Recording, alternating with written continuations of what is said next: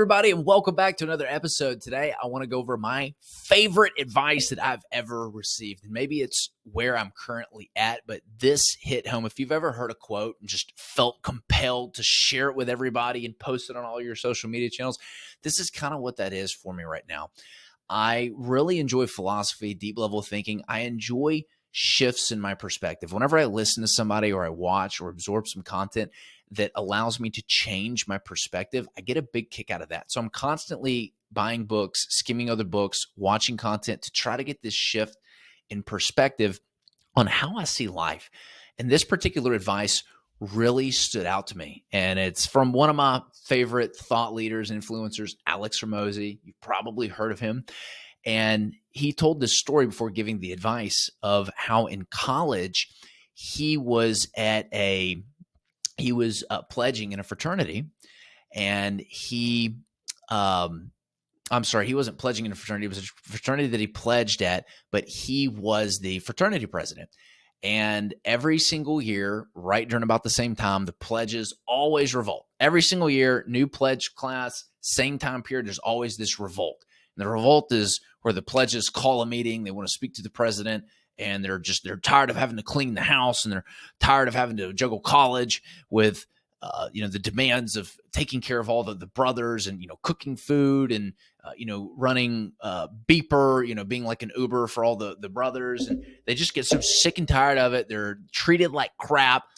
They've had enough. They demand changes or they're going to leave. He had done the exact same thing when he was pledging. So like clockwork, they show up, they list out all their demands, and it was a very short conversation. He said, "Who here thought that pledging was going to be easy?" Nobody raised their hand. He said, "Okay, so if you didn't think it was going to be easy, who here knew that pledging was going to be hard?"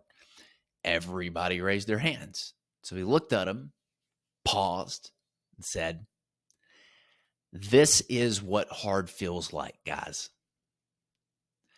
This is what hard feels like." And he said you could see the light bulb go off in the room above everybody's head. Like, oh. And he's like, "Look, guys, it's a really good investment. You do this for 6 months, you get 3.5 years of benefits afterwards. Like, we've all done it. I did it. All the other brothers have done it. Like, just invest a few more months of your time in it, and it'll be worth it." So it's really funny. These pledges, it's 6 months of doing something hard, a couple months in, they were already complaining about it. But I compare this to entrepreneurship because a lot of times when you're growing and you're scaling a business, your problems never go away. You might get better at certain problems, but if you're growing and you're scaling and you're dealing with the economy, you're always going to have problems. You get better at solving them, but the bigger you get, the bigger problems you get. I remember when I had, $2,000 problems. It was kind of funny, kind of shortly after college. And then I remember when I had, $20,000 problems when I was, first starting my business. I was freaking out. I remember when I had $200,000 problems, growing and scaling. And now I've got $2 million problems. And I'm sure over the next 4 or 5 years, I'll look back and laugh at those $2 million problems because I'll have $20 million problems.